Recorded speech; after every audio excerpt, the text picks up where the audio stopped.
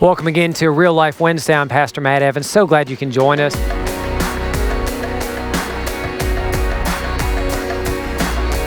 Wanted to talk to you today. I get a lot of questions, especially during this time of financial stress for so much of this country, so much of this world.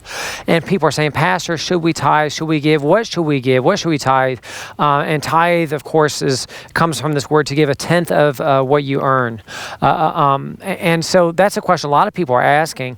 Let me say, first of all, if you're going through any financial troubles, any financial difficulties, and you're part of our congregation, we want to help you out, whether it's with a utility bill or mortgage, whatever it is. You have a church family that is here to stand with and for you. Let me also say that I don't think God wants 10%, that flat number of your income. I think it's actually 100%. Let me explain. There's this story in the Old Testament about someone named Naaman back in 2 Kings 5. And Naaman is someone from Syria, and he comes to Elisha and he says, look, I need healed of this leprosy. One of my Hebrew servants told me, one of my Hebrew slaves told me about you, and I want to be healed. And Elijah sent through his intermediary, said, just go in the Jordan River and just dunk yourself 7 times. It's all going to be good. And he was a little indignant. He said, really? Just the Jordan River? It's just a muddy stream. You want me to dunk myself there 7 times? Doesn't make sense. But his servant girl says to him, look, if he would have told you to do some great quest, you would have done it. Certainly you can go do this simple thing. So he goes down to the riverbank and he dunks himself. And he gets up and the leprosy, that skin disease, is still there. He says, I knew there's nothing that would have made a difference. I knew that guy was just full of it. No, it doesn't make sense. I knew he's full of hot air. And the servant girl says, just keep on dunking. So he dunks himself again, totally immersed in the water a second time.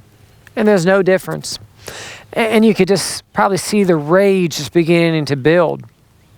Maybe just to spite Elijah, this prophet from Israel, he decides to dunk himself again and again and again. After 6 times, that leprosy is just as prominent as it was before he ever dunked his water. And he says, just dunk it one more time and let's see if it makes a difference. Just do what you're told.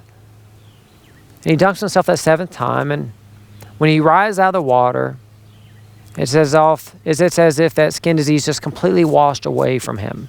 There's nothing on him. He's completely healed.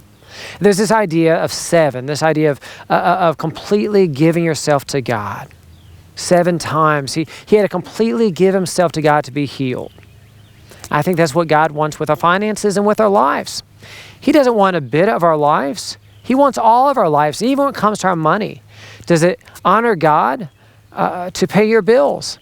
Absolutely it does. Does it honor God to feed your children? Absolutely it does. That's using the money and the resources He has given you wisely.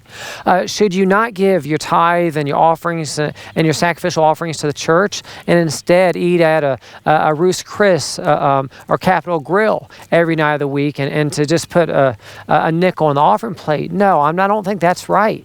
But the idea is you give God everything you have and let Him see how He can take everything you have in complete submission and see how He can multiply that and use you and use whatever you have given Him for His glory and His kingdom. Amen and amen.